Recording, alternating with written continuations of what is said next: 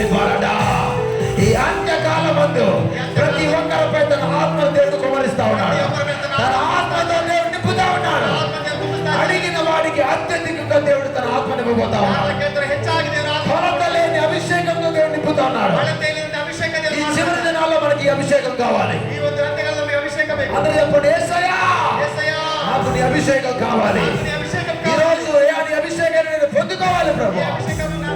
అంత్యకాల అభిషేకం